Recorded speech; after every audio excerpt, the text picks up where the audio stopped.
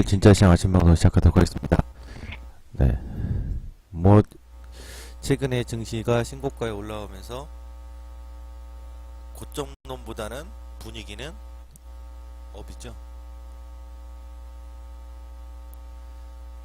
분명 시장이 지금 이제 고점론이라는 어떤 우려의 시각은 아주 일부의 시각으로만 이야기가 아마 뉴스나 여러 가지 각도에서 10개 중에 한 거의 9.5개는 전부 다 새 정부의 기대감, 뭐의 기대감, 뭐 수출의 호조 해서 상방 분위기를 자꾸 만들고 있어요.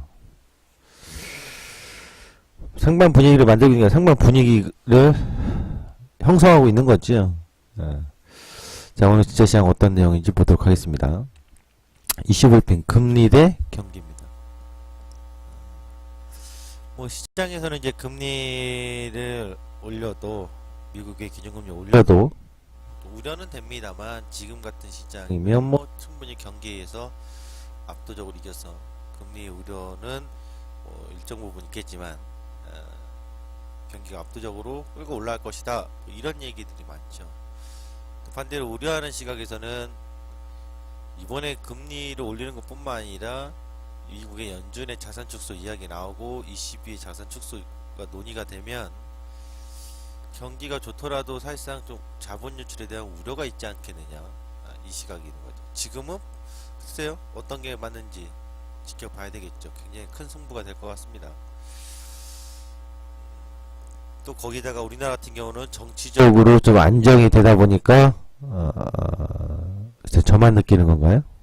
정치적인 안정은? 이건 뭐 보는 시각에 따라 다를 수 있으니까. 정치적으로 좀 안정된 어떤 그 효과라고 할까요? 기대심이라고 할까요? 이러다 보니까 더 우리 증시에 대한 포커스가 좀 더 한 단계 더 높아지는 거 아니냐라는 시각들이 나오는 게 사실입니다. 첫 번째, 제조업 국내 공급 동향. 두 번째, 경기 선행지수와 동행지수. 오랜만에 보죠? 매일 볼 필요는 없는 거잖아요. 세 번째, 하는 기준금리 추이와 전망입니다.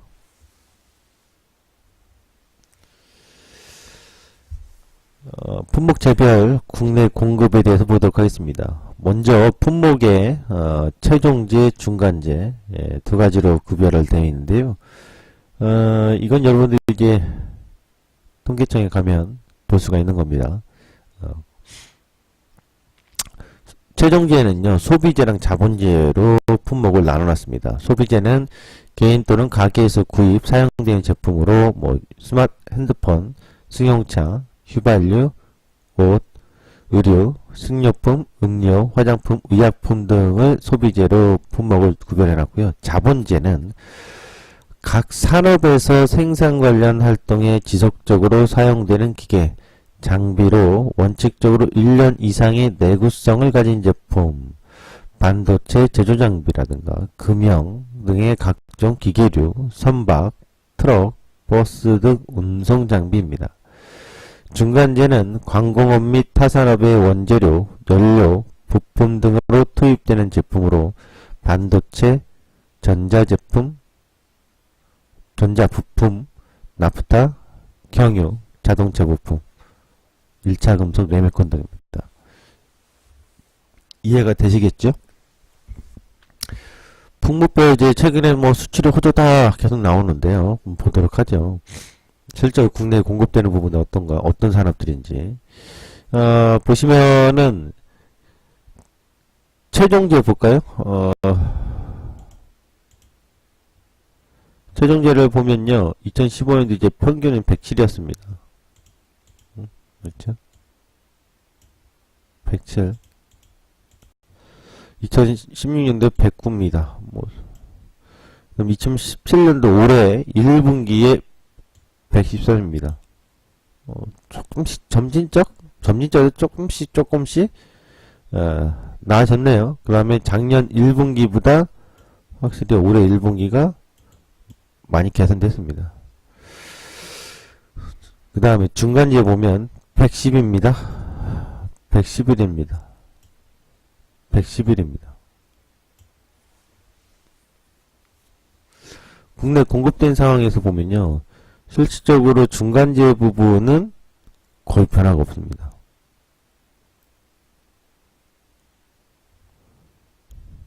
특히나 최종재와 중간재에 있어서 수입은 증가했는데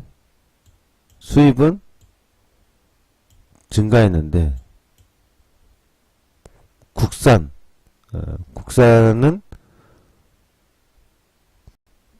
증가가 없어요.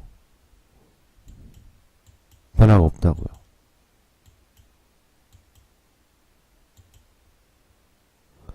자본재 부분을 보면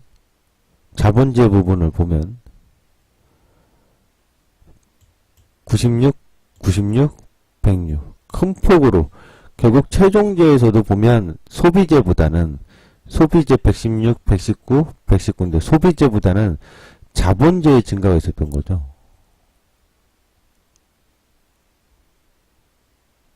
그리고 대부분 보면 국산의 국내 공급보다는 수입이 훨씬 더 많은 공급을 차지했다고요.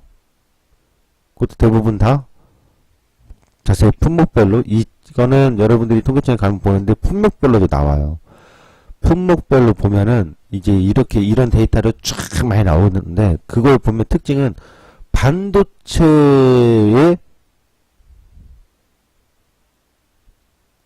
증가만 눈에 띄지 다른 품목들은요. 승용차, 뭐 휴대폰, 뭐 의류 증가한 거 없어요.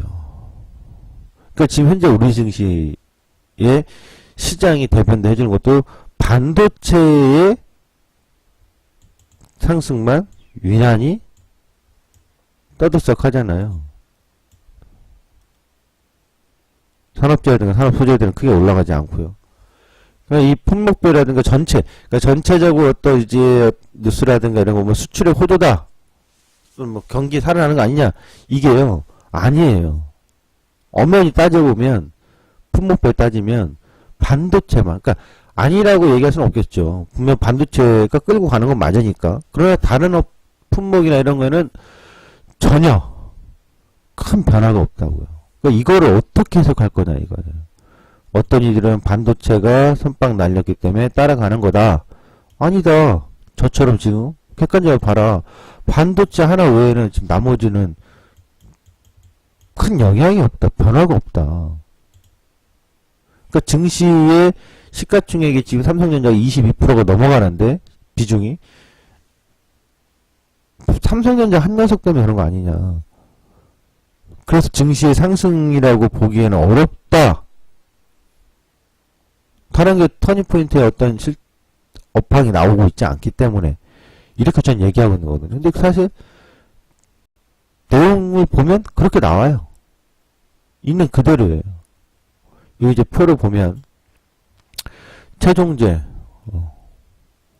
오히려 감소해요. 수입 빼고는. 계산은 2016년에 된 거예요. 보시면은 이렇게 분기별로 보면 전년도부터 이렇게 좀 계산이 돼 있는 표시죠. 1분기에는 지난 4분기 대비해서 감소한 거라고요. 소비재, 자본재. 아까 그 표를 그래프로 보기 쉽게 해놓은 거예요. 빨간색이 국산, 초록색이 수입. 이게 국내 공급이거든요. 분명히 전년도부터 서서히 개선되는데 특히 자본재 쪽 위주로만 개선이 나왔다고요. 수입도 보면요. 반도체 관련된 제조장비에 관련된 것들이 상당히 많이 늘어났어요. 공급이. 그러니까 우리 증시야 우리 경기 상황이 지금 굉장히 좋아진 게 아니라 경기가 세계 경기가 뭐 살아나서 수출이 호조다. No. 엄연히 얘기하면 세계 경기가 살아난 게 아니라 반도체 경기만 좋아서 반도체 산업이 워낙 막강한 산업의 비중을 차지하고 있고 우리나라가 또 하나 수출의 영향도 워낙 크고 증시에서도 시가총액의 영향이 워낙 크기 때문에 그 효과가 그대로 나오고 있다 이렇게 봐야 되겠죠.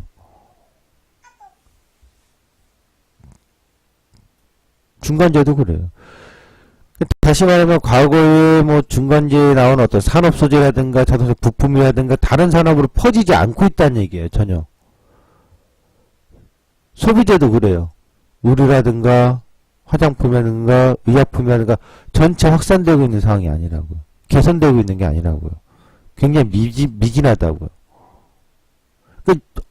분명 제가 시황 관점에서 일정 부분 일정 부분이 아니라 엄연히 2017년도 1월달 이때부터 그죠? 박스 치고 내려올 거면 했던데 결국 3월달에 치고 나갔던 이 두 달간의 흐름은 엄연히 예상을 벗어난 거고 틀린 겁니다.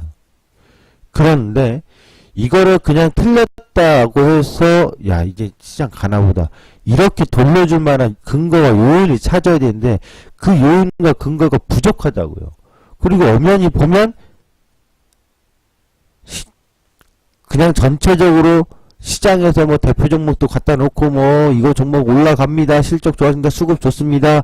이렇게 떠드는 게 아니라 사실상 산업의 흐름과 현재 올라온 이유와 근거에 따르면 이거는 뭐 잘못됐다가 아니라 삼성전자와 또 반도체에 집중된 상승 시기를 형성하고 있기 때문에 이거에 대해서는 저는 고민이 많다. 이것이 온전하게 상승할 수 있는 랠리의 힘을 갖고 있느냐?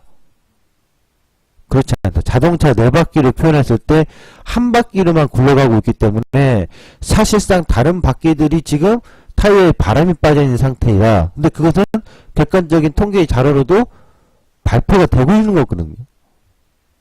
그러면 여기서 고민은 시장이 이렇게 보여줬기 때문에 그냥 기술적으로 또 심리적으로 바꿔줘야 되는 거냐.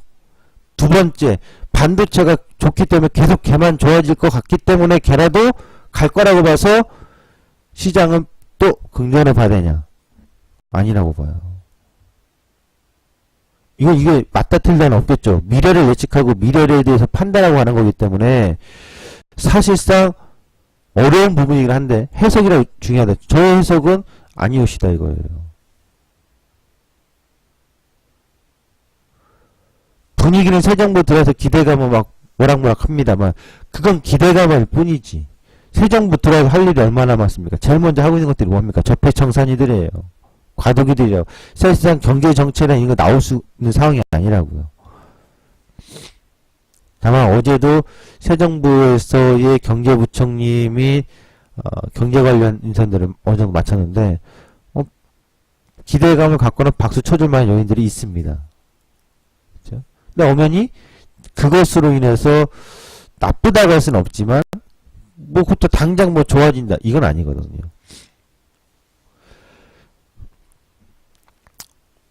품목별 국내 제조 공급 동향에 대해 살펴봤는데 엄연히 있는 그대로만 이야기를 한 겁니다. 두 번째 고민, 저런 부분들이 고민되고 있다는 얘기죠. 결국 다른 것들은 안 돌아오는데 왜 쟤만 저럴까? 그리고 제조업 재고율입니다. 이 제조업 재고율은 그렇게 자주 보지는 않습니다. 제가 자주 보는 건 아닌데요. 제조업 재고율은 이렇게 나가시면 돼요. 재고율이 하락하면 네? 재고율이 하락하면 시장 상승 터닝 터닝이라도 상승 구간 재고 쉽게 생각하면 돼요. 재고가 막 쌓여있어. 뭐 기업의 실적이 좋겠어요? 근데 재고가 막 처리가 빨리빨리 막 돼. 재고율이 뚝뚝 떨어져. 물론 많이 팔리고 있다는 얘기겠죠. 아주 상식적으로 접근하면 됩니다. 그래서 재고율이 급감했던 시절 98년도에서 99년도 93년도에서 95년도 한번 볼까요? 이것도 한번 차트를 한번 확인해 주죠. 93년도에서 95년도 그렇죠? 98년도에서 99년도 보이시죠? 재고율이 급감하는 시기예요.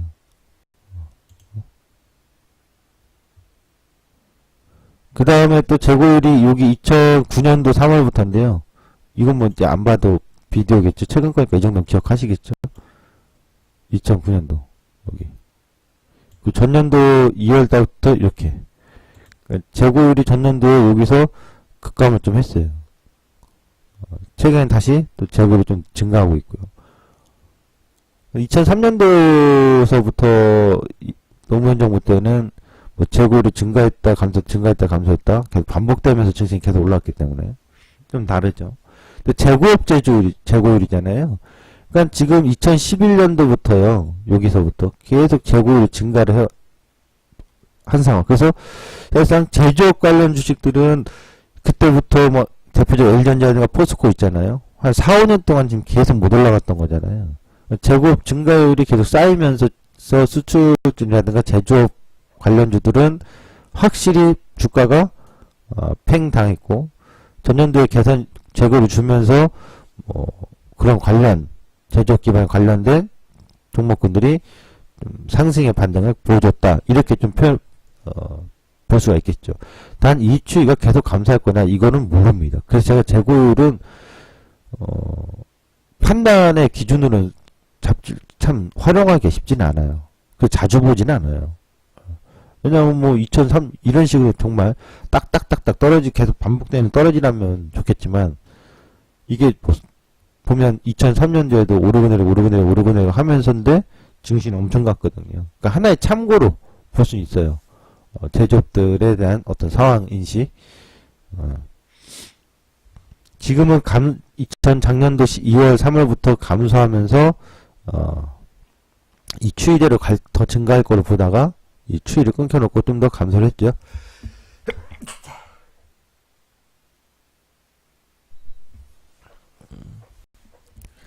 그 다음에 경기 선행지수 동행지수입니다.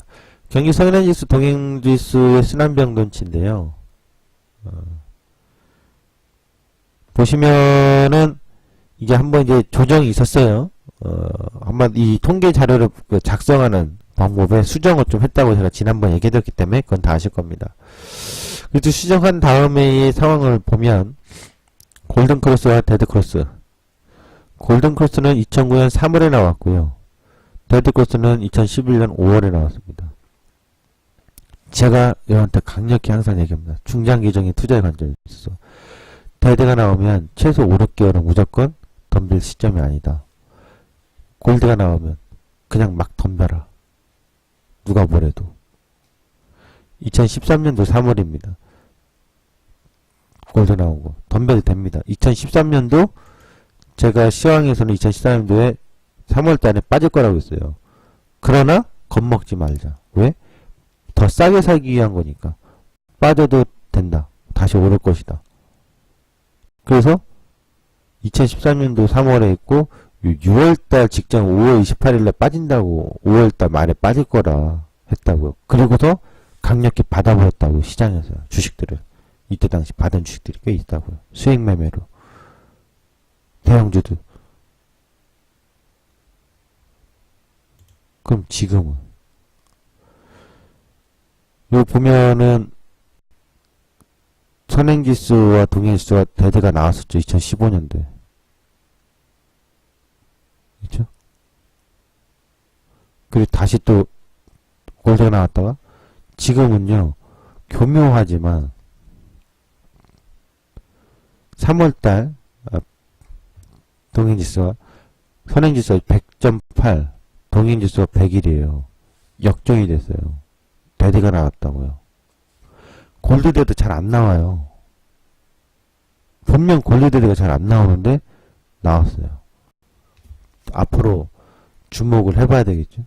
하여튼 대대가 나오면 골드가 나오면 앞으로 어떻게 될지는 이렇게 급하게 올라갈지 이렇게 서서히 터닝을 할지 그건 몰라요. 아무도 몰라요. 저도 몰라요. 그러나 골드와 데드가 나왔다라는 것에 있어서는 인정을 하고 가자고요. 골드 데드가 나왔다는 얘기 인정하자는 얘기는 뭐예요? 약세 구간이 있겠구나.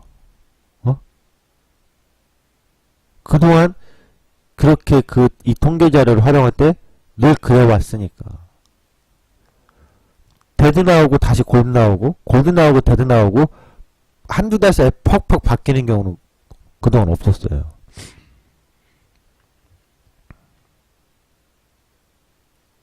그렇다면 이 골든 크로스와 데드 크로스는 굉장히 큰 의미를 두고 있다 볼 수 있겠죠. 그러니까 우리나라 주식시장처럼 주식에서 이동평균線골드와 데드가 막 반복돼 나오는 그런 거하고 다르다는 얘기예요. 3월에 나왔다고요.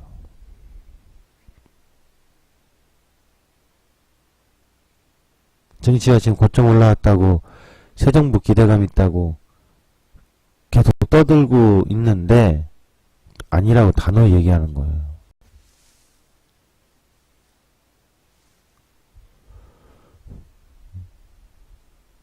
이거는 여러분들이 한국은행에 가시면 통계 자료가 나와 있고요.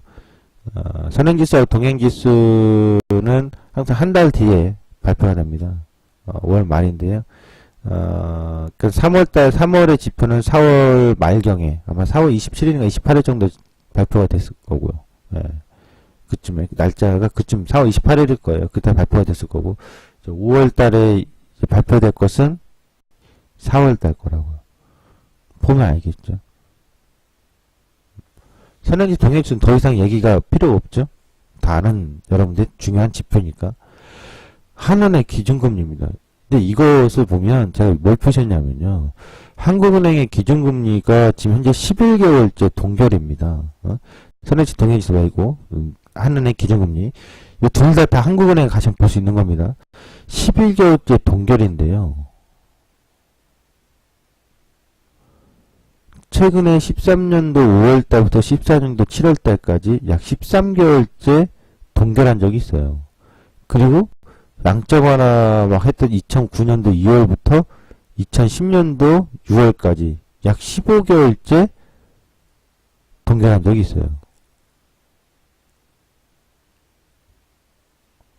그리고 그전에는 1년 이상 동결한 적이 없어요. 거의 대부분 뭐 1년? 이게 길어야 9개월, 10개월, 12개월이거든요.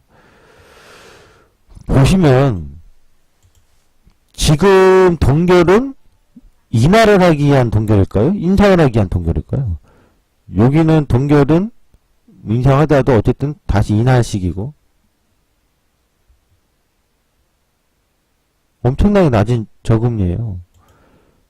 그러니까 우리나라는 지금 여기서 동결이 계속 나오고 있는데 더 인하를 하기 위한 동결이 아니라 이제 인상을 앞두고 있는 동결이라고요. 그리고 11개월째인데 저는 올해 연내 안에 우리나라 기준금리 한번 올릴 거라고 보는데요. 최소. 그리고 새 정부가 한은에게 어떤 경제정책 때문에 한은에게 이러저러한 요구를 하진 않을 것 같아요. 협력은 하겠지만. 그래서 보니까 저는 올해 연내 기준금리 한번 올릴 거라고 봐요. 그래서 두 차례가 될 수도 있지 않을까라고 생각하는데 저보다 더 명상이 높으신 분들은 전부 다 연내 동결 얘기하는데요.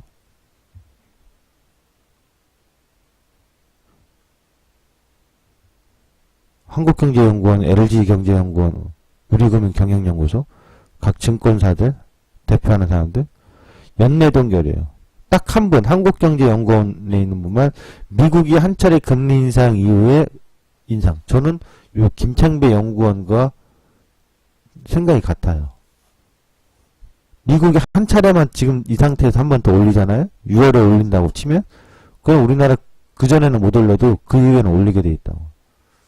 그럼 우리나라 한은이 5월 25일 날은 안 되겠지만 만약 미국이 6월 13, 14일 FOMC에서 금리를 올린다. 또는 7월 25, 26일 날 올린다. 그럼 우리나라는 한은이 7월 13일 날 있고 또는 8월 31일 날 있거든요. 그 둘 중에 한 군데에서는 저는 금리 올릴 거라고 봐요. 그럼 다른 사람은 어떻게 다 내년 2분기 막 3분기 얘기하고 있지? 저 보면 코미디 같은 경우는 증권사는 전부 다 내년으로 얘기해놨어요. 그래야지 고객들을 뭐 끌어올려고 하나? 좀 지켜봅시다, 이거는. 누가 맞고 틀린지 모르겠지만. 전망이니까. 저는 요 김창배 연구원과 뜻을 같이 한다. 미국이 올리면 이번 한 번만 더 올리면 저는 우리나라가 7월이든 8월이든 올릴 것이다 이거예요. 미국 올린 다음에 올릴 거라고 저는 봐요. 올해. 한 차례가 됐든 두 차례 됐든. 이번 주 경제 일정인데요. 25일날 많이 몰려 있어요.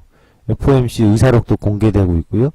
그 다음에 이거 연준 자산 대자대표 축소 논의가 어떻게 되는지 의사록 공개되고 오펙의 정기총회 나토 정상회의 우리나라 통화정책회의가 있습니다. 뭐 미국에서 뭐 제조업 PMI라든가 GDP 수정치 미시간대 소비자 실리세스가 발표되는데 뭐 이런 이슈가 25일날 좀 많이 몰려 있어요. 초반보다. 선물지수입니다. 지난주 금요일인가 얘기해드린 거 있죠? 아침에. 이대로 봅니다. 당분간. 여기서 돛지를 만들었는데요. 뭐 올라가서 시작하나 내려가서 시작하나 또 내렸다 올라갔다 하든 더 옆으로 가는 퍼지는 거라고 봐요. 그런 구간이 형성될 가능성이 좀 높다고 봐요. 일단은. 예.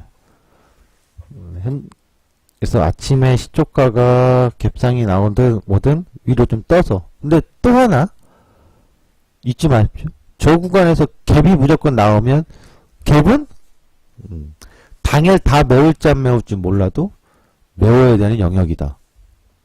갭 메우는 영역이다. 이때부터 얘기했었죠. 이 장대양봉 이후에 갭상승 생기고 갭하락 생기는 것들은 다 메우는 과정들이죠. 그거는 뭐 시초가가 뜨면은 뭐 올라갈 수도 있어요. 올라가면 또 누르겠지. 아니면 바로 누르겠지. 뭐 여러 가지. 갭이 뜨면 그쪽이 흐름으로 움직이는 것 참고해 주시면 되겠습니다. 자, 진짜 시장 아침 방송 여기서 마치도록 하겠습니다.